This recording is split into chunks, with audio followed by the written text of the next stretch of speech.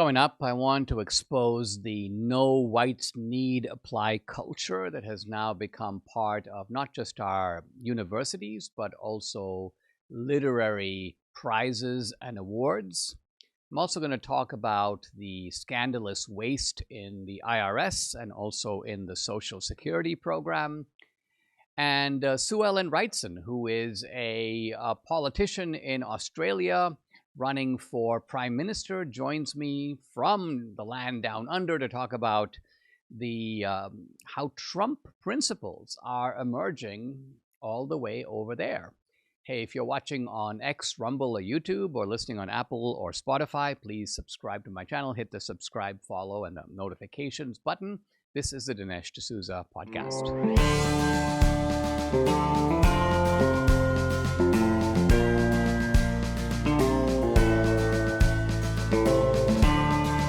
America needs this voice. The times are crazy. In a time of confusion, division, and lies, we need a brave voice of reason, understanding, and truth. This is the Dinesh D'Souza podcast.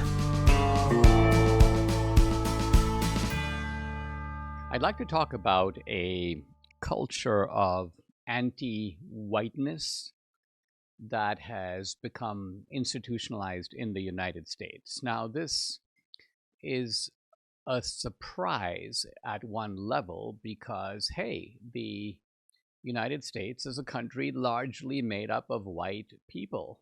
So how strange it is to find an anti-white ethic, anti-white laws that are embedded in the society, particularly at the elite level. It's kind of like going to Indonesia and seeing that there are, anti-Indonesian laws or anti-Muslim laws in a Muslim country, or going to India and finding that there are laws against Hindus who happen to be the majority of Indians, or going to Africa and seeing that they discriminate over there against black people.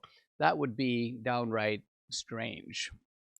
And yet it is in fact the case. Now, we're familiar with the anti-white policies in affirmative action, in DEI, in university culture, but I want to show how this stuff has seeped out into the larger society.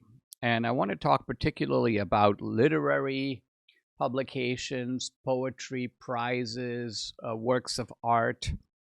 There's a very interesting article in Compact Magazine that documents some of this in rather riveting detail. Let's read a few lines. Over the course of the 2010s, meaning the last decade, the literary pipeline for white men was effectively shut down. Between 2001 and 2011, 6 white men won the New York Public Library's Young Lions Prize for debut fiction. Since 2020, not a single white man has even been nominated, of 25 total nominations.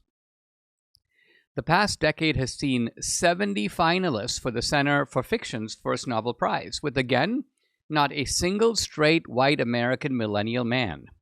Of 14 millennial finalists for the National Book Award during that same period, exactly 0 are white men. The Wallace Stegner Fellowship at Stanford, a launching pad for young writers, currently has 0 white male fiction and poetry fellows. Of 25 fiction fellows since 2020, just 1 was a white man. Perhaps most astonishingly, not a single white American man born after 1984 has published a work of literary fiction in The New Yorker. At least 24 and probably closer to 30 young millennials have been published in total. So out of these people published, not one white man. And this is now the world of, you could say, chic fiction and poetry and literary fellowships. But it is a window into how the extent of the discrimination. Because you might expect, let's just say, for example, that whites are 70 to 75% of the population. That's about right. and white men are about half of that. So white men are larger in number than any of the other minority groups, certainly larger than blacks, and by blacks I mean black men and women put together, or Hispanic men and women put together. And so you might expect that even if there is some preference that is given to minorities, you would still see a substantial representation of white men. But really what the article is demonstrating is that no, in the name of social justice, in the name of fighting whiteness, in the name of diversity, they have eradicated white men from the field.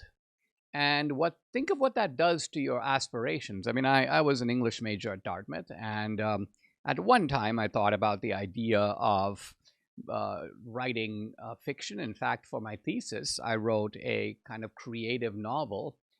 And even though most of my published work since then has been nonfiction, nevertheless, think of how demoralizing it is, what a blow to your morale, to basically realize that the pipeline of opportunity has been tightly closed. I suppose this is perhaps somewhat similar to what blacks faced in the 1930s and 40s, and now it has come full circle. Now, in the earlier part of the century, last century, blacks would, quote, pass as whites, meaning they would try to get doors of opportunity open by pretending to be white. And of course, in many cases, the blacks who did that were partly white. They were light-skinned blacks who could be mistaken, if you will, for white. And now you have the exact opposite. And here's an interesting story. One of my favorite stories from the woke era is the sordid tale of Yi Fen Chao, an obscure poet whose poem The Bees, the Flowers, Jesus, Ancient Tigers, Poseidon, Adam and Eve was selected for the prestigious Best American Poetry Collection of 2015. Very interesting. This Yi Fen Chao is clearly making a mark, right? Well, guess what? What the editors of Best American did not know was that the same person had been rejected over 40 times by journals large and small, and that Yi Fen Chao was not a Chinese woman with a complicated immigration story, but a nondescript white guy from Fort Wayne, Indiana, named Michael Derrick Hudson, who after years of summary rejection by the literary establishment decided to submit his poems under a different name and was immediately vaulted to the heights of success in his field. Now, Debbie is kind of chuckling on the side, and rightly so, but think of what this really means. You know, we talk about the fact that we believe in merit. Interestingly, when this guy kind of goes blind, by that I mean puts his work solely based on the merit of the poems, they're like, oh my, this is amazing stuff. But it's amazing stuff, quote, coming from a Chinese woman, and it stinks coming from a white man. The same poem, the same work of art. And now, when you do this kind of stuff, and I'm glad that some of it is now being challenged, being stopped. The Trump administration is going after this kind of discrimination, even though I predict that in a number of these literary journals, the New Yorker certainly, this stuff is going to continue. These are not people who are beholden to federal money. They are imbued with this ethic of anti-white discrimination. They think it's the right thing to do. They award themselves virtue prizes and virtue points for doing it, so they're going to keep doing it. But there are political consequences. And here is one that is revealed by the New York Times columnist Ezra Klein, who was reviewing the results of the 2024 election, and he noticed a detail that hasn't gotten enough attention.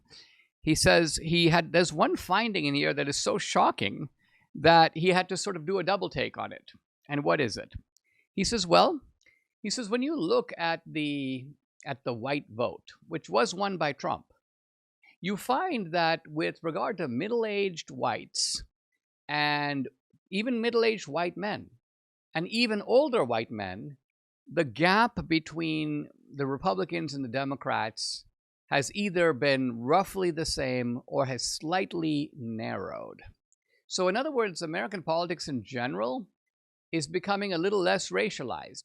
By that I mean that the white advantage of the Republicans is narrowing, and the minority advantage of the Democrats is narrowing. So Trump got more Hispanic and black votes than he did previously, but he got about the same, and in some cases fewer white votes, with one notable exception. And that notable exception is young people. Here's Ezra Klein.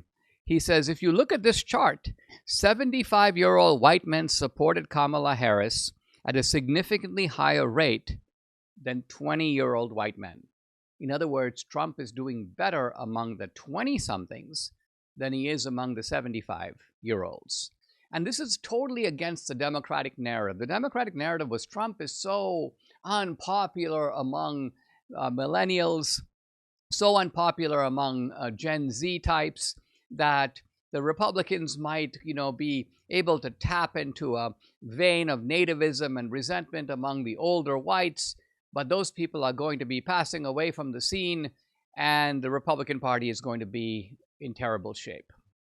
And Ezra Klein says, not so. In fact, the young people that are the future are swinging to the right. And this is a complete surprise, because he says that these young people just a decade or so ago were swinging to the left. So, quote, young people have gone from being the most progressive generation since the baby boomers, and maybe in some ways more so, to becoming potentially the most conservative generation that we've experienced maybe in 50 to 60 years. So this to me is a delicious irony, because think about the word progressive. Progressive means we own the future. Progressive means the future is moving in our direction. Progressive means that the arc of history bends leftward. And what we're seeing empirically, as opposed to theoretically or imaginatively or in terms of wishful fantasy, the reality is that the arc of history, at least as of right now, is bending in the right direction. Debbie and I care about our health, and we've come across a remarkable device that is a total game changer. We use it, we love it, it makes a huge difference. It's called Juvent Micro Impact Platform. It's based on the latest cutting-edge science. It uses micro-impact frequency to promote joint health, improve bone density, boost circulation, and even stimulate the production of stem cells in your body. Crazy, right? But it works. All you have to do is stand on it. I stand on it for about 10 or 12 minutes a day, Debbie a little longer, and that's it. It's going to make those crinks and stiffness and aches and pains vanish, and it can even add up to 5 years to your life. Wow. You got to learn about this new technology. It's not to be confused with some gimmicky vibration plates out there. Go to juvent.com/Dinesh to learn more. That's juvent.com/Dinesh. And they've got a great deal for you right now. $500 off, 10-year warranty, financing options, even a 6-week buyback promise, because they believe in the product so much. Juvent can change your life. Find out more. Check it out. Go to juvent.com/Dinesh. President Trump's 2024 victory wasn't just an election, it was a movement. The American people stood up, fought back, and reclaimed their country. But the fight isn't just about politics, it's also about culture. For too long, Hollywood has dictated what we watch, what we think, what we value, but now a revolution is underway. A grassroots film studio powered by We the People is taking back our culture. From Sound of Freedom, a courageous film that exposed an evil the elites would rather keep hidden, to movies that honor faith, family, and country like Homestead, Angel Studios is redefining what storytelling should be. And here's the best part. You get to be part of it. By joining the Angel Guild, you get a say in what stories get made. You're not just watching, you're shaping a culture that reflects your values. Hollywood won't fix itself, the media won't change, but we the people can build something better. Angel Studios is proof of that. Go to angel.com/Dinesh today. Join the movement, support the films that matter. Let's take our culture back. Angel.com/Dinesh. Each day, it seems, we learn about new government scams. Or to put it differently, we learn about the way in which government is a scam. It's a scam at the federal level. It's also a scam at the state and local level. Ron DeSantis put out a statement that the state of Florida has been trying to return to the federal government $878 million in unused federal funds. But he says we have not been able to do it. Why? Because under Biden and Harris, they claimed that they couldn't take the money. They couldn't figure out how to take it back. They had no answer to someone, in this case Florida, that wanted to give them $878 million. Think about that. Would put a dent in the debt. It could be used for other programs. It could be returned to taxpayers. The federal government is in a situation where they say, we don't know how to do it. Don't do it because we haven't figured out how to take the money. Think of the insanity of this. Think about how this would never be the case in the private sector, and certainly not in the case of your life or mine, right? Someone comes to us and say, hey, Dinesh, we figured out that we owe you, $40,000 that we haven't paid you. I'd be like, okay, let me figure out how to do it, and I'll be there to collect the money tomorrow. And this would be the case of any private corporation. Call up any company, the phone company, Amazon, Costco, and tell them, hey, listen, I'm a supplier and I owe you $100,000 or I owe you $1 million.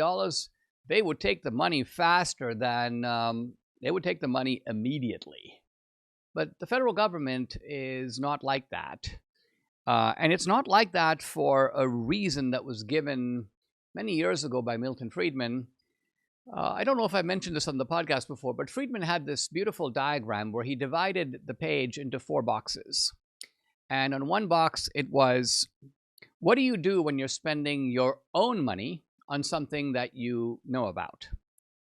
And then on the second box, what do you do if you're spending your own money on something that you don't know about, don't know a lot about? So this would be, for example, if you're a philanthropist. That's not your field. You're spending your own money, but you're spending your own money on something that you don't know a lot about. The third box is, what happens when you spend someone else's money on something that you know about? And this would be, for example, if someone else, let's say, gives you some money and says, look, you are, let's say, a gardener. I want you to advise me on, let's say, gardening, or how buy some gardening tools for me. This is using other people's money for something that you know about. And the fourth box, this is the box I'm getting to. This is government. This is the telling box. When you spend other people's money on something that you don't know about. So Friedman's point is that in the first box, you're going to pay the most attention to what you're doing because it's your money, so you have a stake in it. And number 2, you're spending it on something you know about. Friedman says in the second case, when you're spending your own money on something you don't know about, it's your own money, so you're going to be kind of careful. But on the other hand, you're in a field, let's just say, for example, improving the hunger or helping people start micro businesses, something you don't know about, the money is going to be spent less wisely because of your ignorance about what you're spending it on. The third box is, again, also a problem because you're spending other people's money on something you know about. You know about the field, so you can spend sort of wisely, but you don't really care because it's not your money. But the worst case of all, says Milton Friedman, is when you're spending other people's money on something that you don't know about. And this is where you find that waste, fraud becomes utterly rampant. People are reckless with other people's money, politicians especially so. And second of all, they don't have a good understanding of what they're in fact doing. Let's look, for example, at the case of Social Security. Recently, one of the DOJ investigators, a guy named Sam Korkos, talked about the Social Security program. And he said, first of all, the IRS is 30 years behind in its technology, and it is $15 billion over on its budget. So this is not just in the Social Security program. This is the IRS generally. And he says that the IRS is so wasteful that you can cancel a $50 million contract and nobody can even tell you why it existed. Now, continuing with the IRS, he says the IRS has a tech staff not IRS agents, but tech staff of 8,000 people. And the tech division has a $3.5 billion budget. He says that you have large banks that run their entire IT program with 200 people. They spend at most $20 million. And he says, yet the IRS is got this massive technical operation, and yet the technical operation is wildly out of date. So here again, you see government in its full-blown inefficiency. And now let's talk about Social Security, because Social Security is full of not only inefficiency, but duplications and sending multiple checks to people who have the same names, who are being double counted by the system. Some checks go out to people who are long dead. Checks are going out to people who have scammed the system. Illegals have penetrated the system at all levels. And of course, their backgrounds are much more difficult to confirm or verify. And so DOGE is right in there trying to clean up this operation. But the Democrats, and this is really their game, is that they treat efforts to eliminate waste and fraud in a program as, quote, cutting the program. Republicans are targeting Social Security. So think about this. The Democrats are supposed to be the party of responsible government. They know that government is rife with waste and fraud. In fact, Chuck Schumer at times has even said that. Yeah, we do need to look at government. Yeah, we do need to have accountability. Yeah, we do need to make appropriate cuts. But they won't let you do it. And they won't do it themselves. Think about it. If Harris had become the president, do you think that there would be anything resembling DOGE? On the contrary, there would be new spending programs. The waste and fraud would be magnified to a whole new level. It was magnified under Obama. It was raised even more under Biden, and it will have reached almost mind-defying proportions.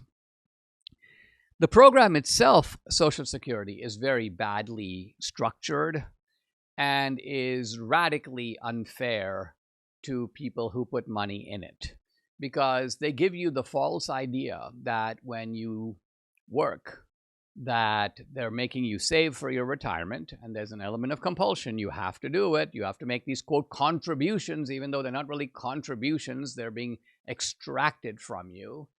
But they give you the idea that no worries, because we're putting this money kind of in an account in your name. It's going to grow over the years. So when you retire, you will have the benefit of this money for your retirement. Except none of this is even true. Because when you work and put money into Social Security, that money does not go into an account.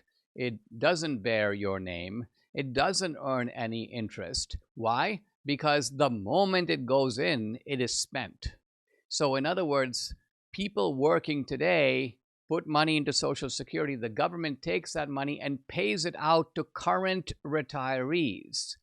And so think about it. If you put that money into a savings account, or you put the money into the stock market, or you put the money into real estate investments, those would grow over time. Those would appreciate over time. Even if that appreciation is then diluted by inflation, nevertheless, you do have the benefit of that growth. On the other hand, with Social Security, you don't, because as I say, it's money in, money out. And so quite apart from the fact that Social Security is redistributive, by which I mean that even if you earn more and you pay more into the system, there's an element of redistribution in the way that the checks are paid out. The bigger problem is that you're being ripped off. The government is stealing from you in this program, and they are selling the program under false premises. Now, because Social Security is, so many people are dependent on it, it has become politically largely untouchable.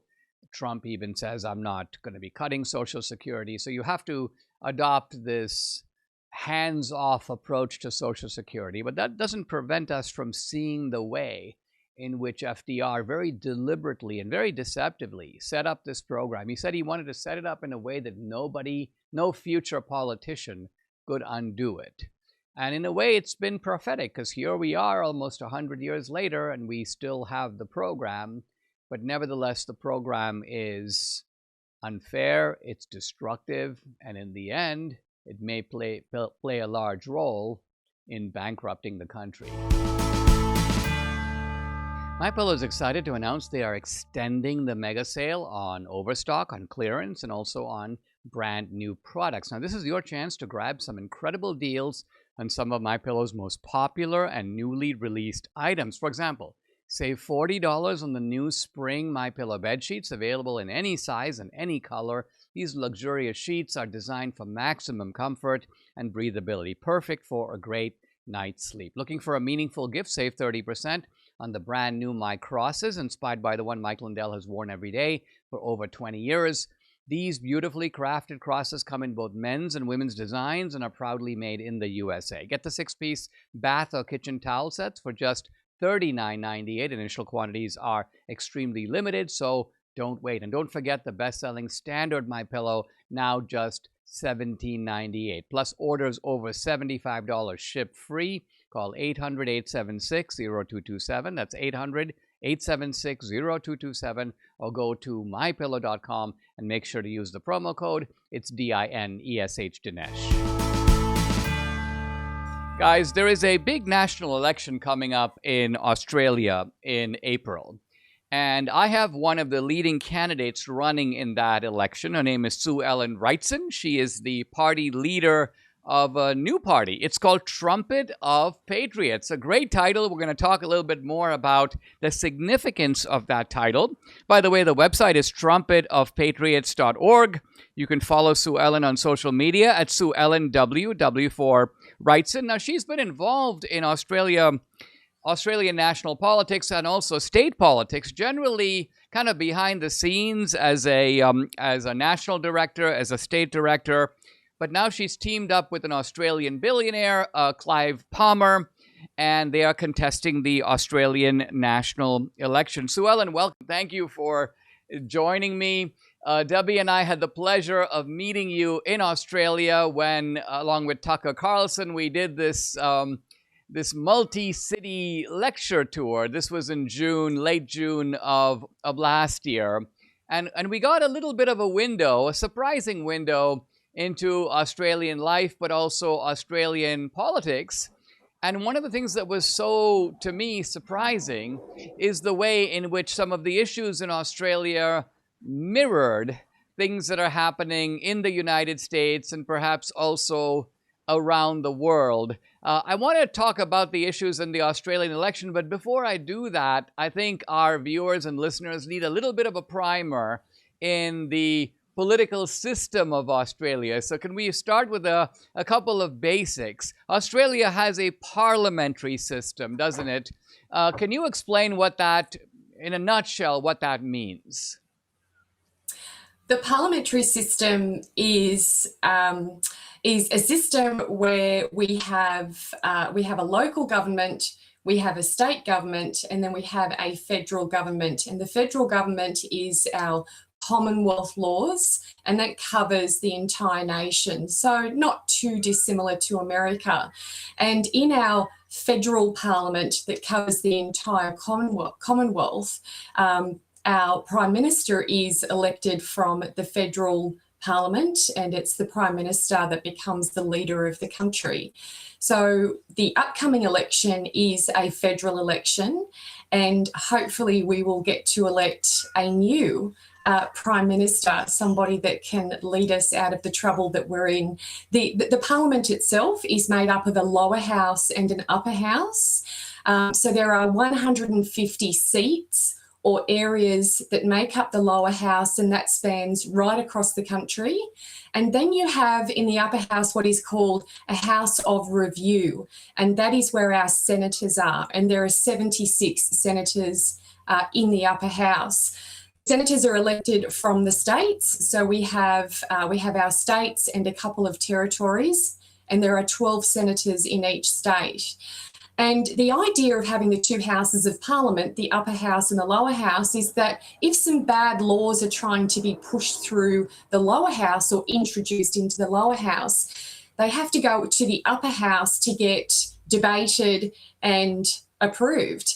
And the idea is that traditionally, the upper house is the house of review, and it's supposed to be able to block really bad legislation. Now, unfortunately, in our country right now, the Labor Party is in power. The Labor Party are a left of centre organisation, and they have the majority in the lower house.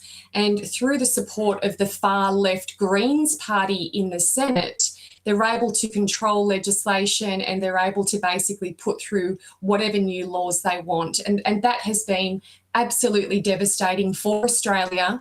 It has really sent us back quite a good way.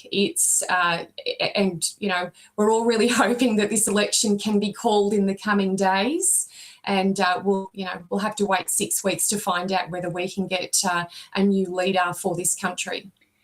Suellen, under normal circumstances, as a conservative, as someone who is right of center, you would say, and I suppose this is very similar to America, that if the Democrats or the left is in power, there should be a rival party. And of course, the rival party in Australia is the Liberal Party. And liberal has a little different meaning in Australia than it does in America, because liberal refers to classical liberals, people who believe in liberty. But there appears to be some concern that the Liberal Party, far from being the determined opposition to the Labour Party, is somehow kind of in league with the Labour Party, at least to some degree. Can you talk about what are the key differences right now between Liberal and Labour, and why the need for you to contest this election from a third party point of view?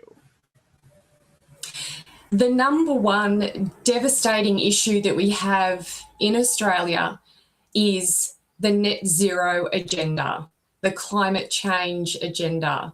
The globe is not boiling, Dinesh. I can assure you now the globe is not boiling. And these emissions reduction schemes, we've got capacity investment schemes, we have net zero authorities, we have every kind of organisation you can name under the sun in this country that's sinking us. And that is largely driven by the Labor Party, the current government, and through the support of the far left Greens. So it's a very, very leftist agenda.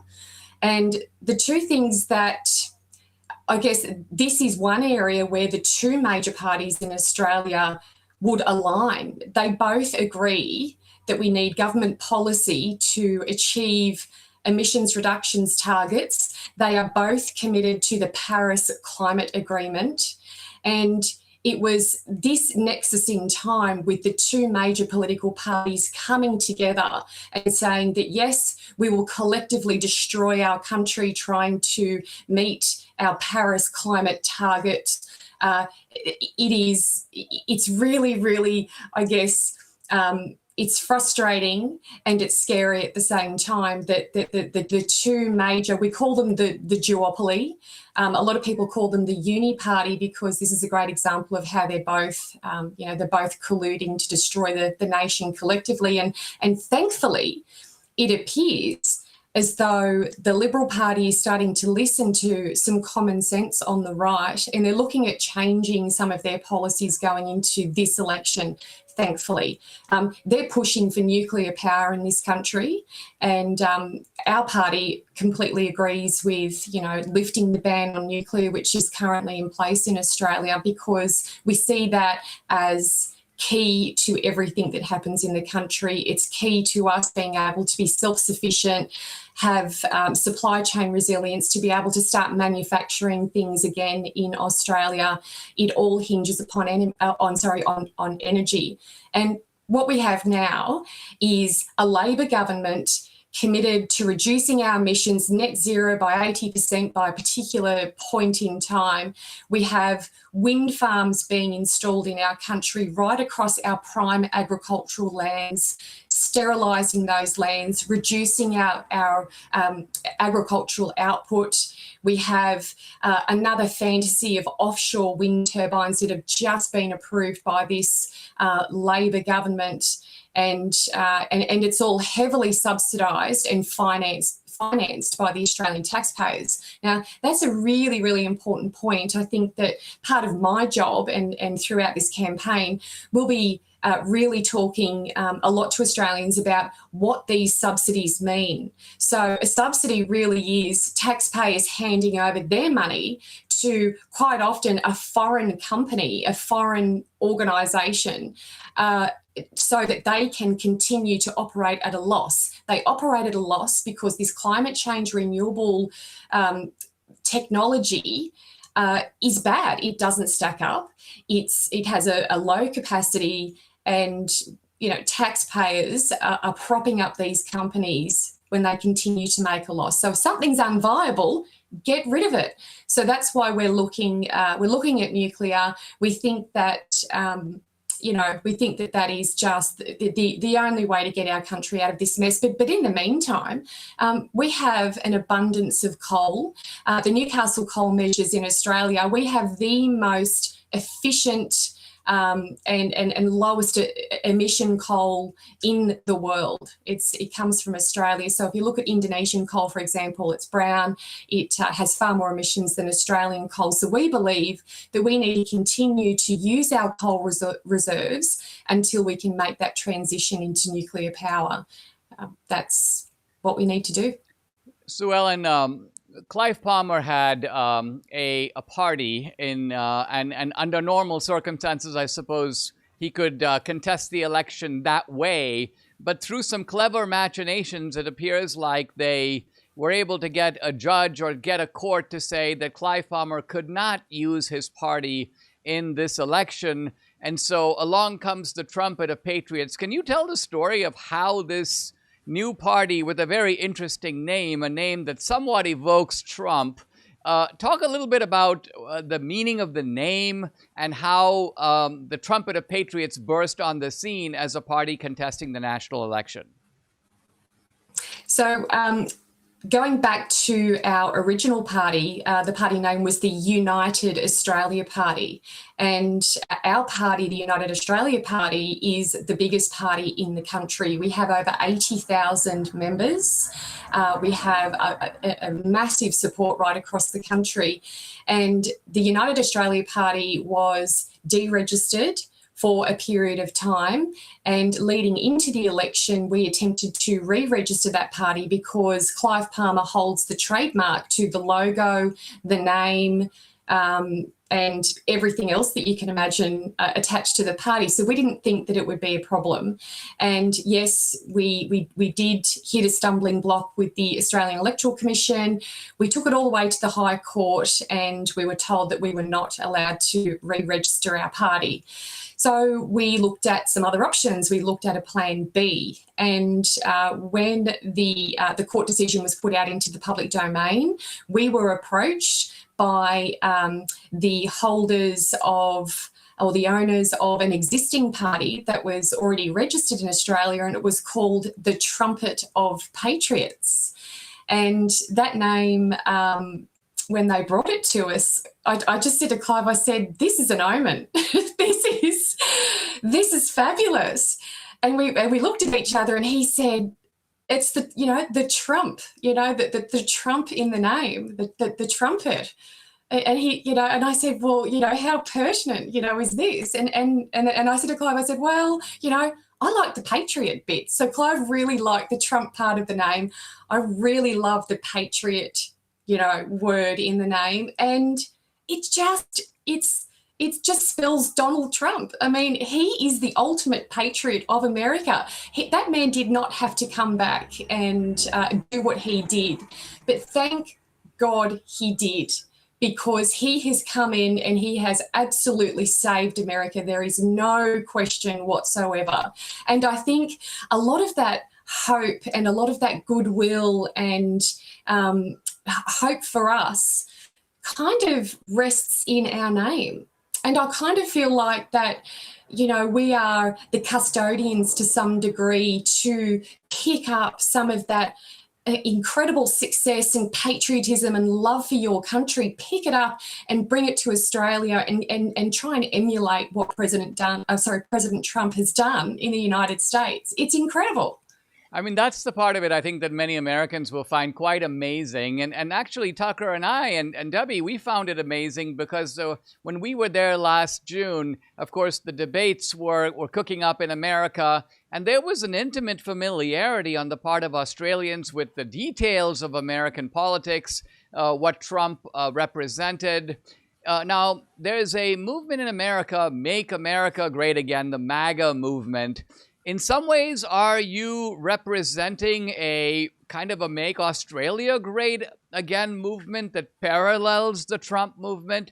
And beyond that, talk about the role that a third party like yours can play in this election. Are you looking to be sort of the power broker that settles the issue between the Liberals and the Labor government? What do you hope to achieve in this election to advance this agenda? We are absolutely the party that wants to make Australia great again.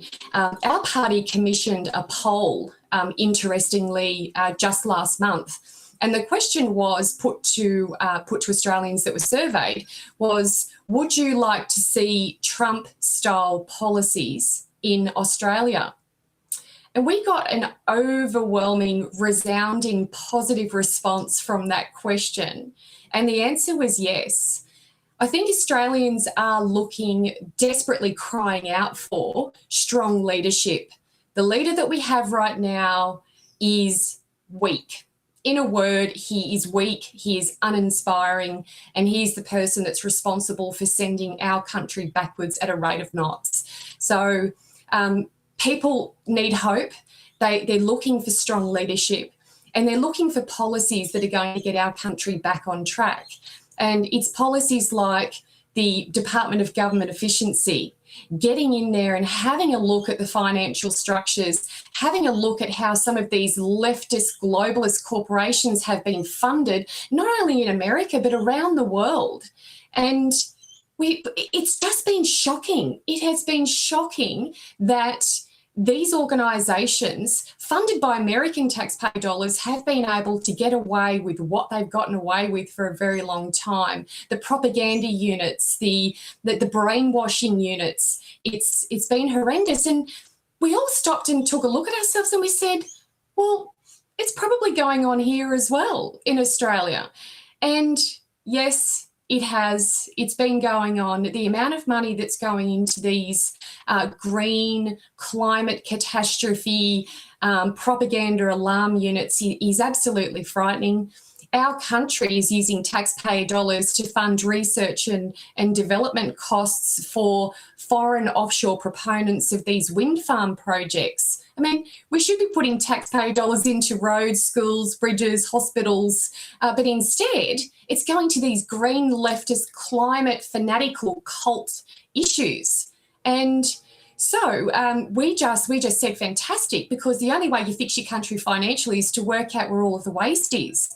And so that would be one of the first things that we do, is to emulate the Department of Government Efficiency. But the thing with that, Dinesh, is that it has to be set up carefully by a third-party entity with obviously very close oversight by the government of the day. But if you think about it, the government running this themselves is akin to the criminal investigating the crime. So, you know, you have to have that independence, and I think that is something that Elon Musk has brought to the Department of Government Efficiency just so well, and the people that he's brought in, and the amount of work and analysis that they've been able to do in a very short period of time has been nothing but incredible. So Trump policies is it's strong leadership. We look at him, he's the leader of the free world, and he's putting his citizens first. I mean, you would think that a responsible government that loves you will put you first, but no, our current government is actually putting the globe and emissions and achieving emissions reductions targets before they fund our hospitals. It's an absolute disgrace that our government has recently announced in the order of $9 billion for our hospitals. But there's over $60 billion going into these climate change initiatives and organisations, emissions reductions, net zero authorities.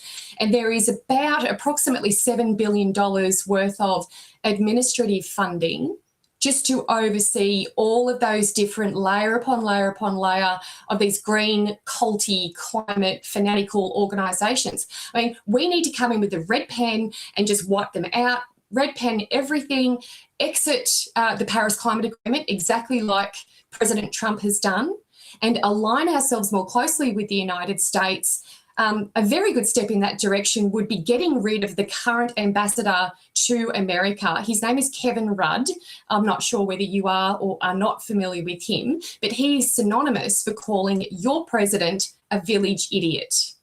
So it's our view, and we've stated this publicly within Australia, that he should be shown the door and he should be sent back home. Now, we don't really want him, but we think that he's far better off being here and going off and doing lawn bowls or playing golf or doing something that he might actually be good at, rather than destroying the relationship that we have with the United States. The United States are our big brother. Like, you guys are our family. And that's how I see the United States. And that's precisely what we need to do to stick together as Western nations in a really, uncertain world. Suellen, one of the things that a lot of Americans noticed during COVID, and in fact, somewhat shockingly, was the kind of authoritarianism that was evident in Australia. It seemed to, there was a streak of that even here, but the herding of Australians into these COVID camps, it was kind of disturbingly eye-opening for a lot of people. Is there an effort to have any kind of post-mortem, any kind of reckoning, any kind of lessons learned? We don't want to do that kind of thing again post-COVID? I would never have dreamed in a million years that Australians would have laid down and taken what they took. It was tyranny at its worst. Our government, our police were using rubber bullets against the citizens. It was the propaganda associated with COVID was utterly disgraceful. And I kind of feel like Australians were used as a bit of an experiment because if you inject enough fear and lies into the community, then people can be controlled and manipulated. So fear divides the country. We had some really terrible things where families still don't talk to each other because some people were vaccinated, other people were not vaccinated. And the government response was nothing short of just tyrannical. Australians were locked up in quarantine camps. They were locked up in their homes. We had police patrolling the streets. We had a pregnant woman arrested because there was a social media post put out there and they were saying, look, let's get together and have a meeting, because everything that we're being told through the mainstream media may not actually be the truth. And we're hearing stuff online and things aren't as bad in other countries. They seem to be going okay in Sweden, America. And so the government response was disgraceful. Now, the worst thing that governments around the world have actually done, so the Americans did it, the UK did it, everybody did it, and it was the pharmaceutical companies that were giving us the so-called COVID vaccines. If countries wanted to purchase their product, it was contingent upon the country giving Big Pharma a liability protection. So essentially saying if something goes wrong with the COVID vaccine and it kills your citizens, well, the countries will pick up the cost or wear the compensation or deal with the injuries that, if any legal action is started against the pharmaceutical companies, then it's up to the countries to hand over the money to sort out the compensation or whatever else might come with it. And that was the world should have stood up and pushed back. We should have said collectively, as nations around the world, we are your customers. And if you're going to, if you're happy for a product to go into our bodies, then you need to guarantee it. You need to warrant that product. And we should never, ever let that happen again, collectively as countries. But again, there was this fear perpetuated. There was, countries were doing advanced purchase agreements. We were competing against each other for this product that was actually a product that, one of them was never used in humans before. So very scary. The lockdowns, you harmed us economically. You had the social harms, you had the physical harms. I mean, our country, our government, the current government, another really outstanding, stupid move that they've made is that they ended the COVID-19 vaccine injury compensation scheme in September last year. And it was a terrible scheme to begin with. I mean, most of the people that tried to put a claim in were knocked back by lawyers, by doctors that were supposed to be specialists in this field for a product that's never before been used in humans. It was just a lot of crazy stuff has come out of it, a lot of harmful, hurtful, regressive results from this. So we pushed in the parliament. I'm actually a chief of staff to one of our senators, Senator Ralph Babet, and we pushed for in the parliament to change some legislation to prevent our government from granting an indemnity ever again to a pharmaceutical company. If they're going to sell us something, make sure that you're happy to warrant it. That was knocked back by that was knocked back resoundingly, actually, by the two major parties. So by Labor and Liberal, so the Red and the Blue Party, they both knocked it back, and we just could not believe it.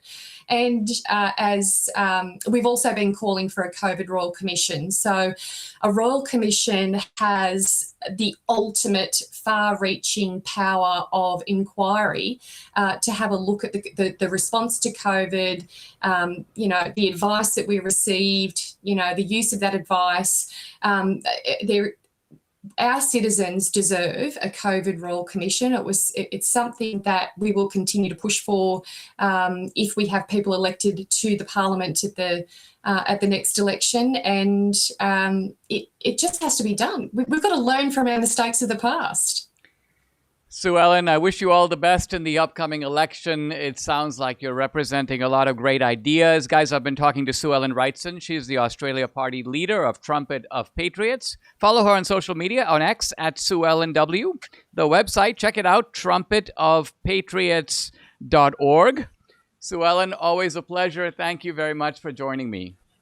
Thank you for having me. Subscribe to the Dinesh D'Souza podcast on Apple, Google, and Spotify, or watch on Rumble, YouTube, and SalemNow.com.